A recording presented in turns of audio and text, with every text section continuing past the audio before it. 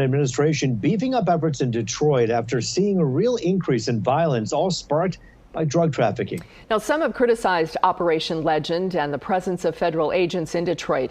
But in an exclusive interview, the nation's new top drug cop tells Fox 2's Jessica Dupnack it's all about getting guns, drugs, and gangs off the streets.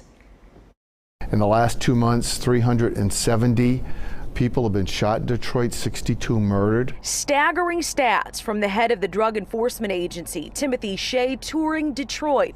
The DEA has been in Detroit for 25 years, and this summer 7 more agents added to the mix as part of Operation Legend, a nationwide push in dubbed violent cities to ramp up federal police. A small number of people in these cities commit a large numbers of the crime or are responsible for it. So our job is to get the real worst of the worst off the streets, and that's what we're focused on at DEA. Shea says drugs are tied to most violent crime. The theory, stop the drugs, reduce crime. We don't see no riots. Not everyone welcomes more feds. It's the latest topic of protest in the more than 3 months of them. We're here because there's a problem.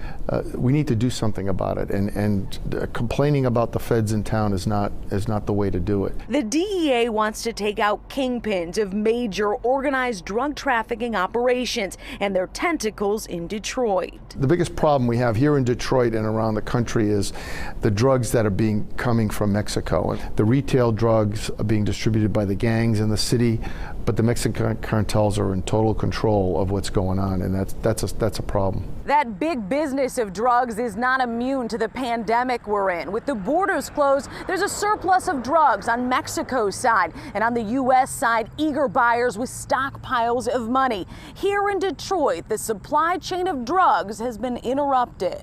The supplies of drugs in some cases has decreased significantly and the price has gone up. Meth, for example, the price went up 50% because of the scarcity of the drug. They're seeing more meth use here. The uptick and the lack of supply has drug dealers getting creative, cutting it with fentanyl. It's cheap and available. And that's why we've seen an increase in fentanyl overdose deaths in the last few months, because we're seeing fentanyl mixed in with meth. The DEA spotting more drug dealers pressing fentanyl into pills. It looks more like meth or Oxycontin. The users are taking it thinking it's one drug when it's something totally different that could kill them in 2 minutes. Shea says they're actively working on several big busts in Detroit right now tied to the cartels. And once the borders open up, the DEA is preparing for a surge of drug activity and the violence that follows. They shouldn't have to walk out of their house and be afraid to get shot or dodge bullets. That's unacceptable in the United States. In Detroit, Jessica Dupnack, Fox 2 News.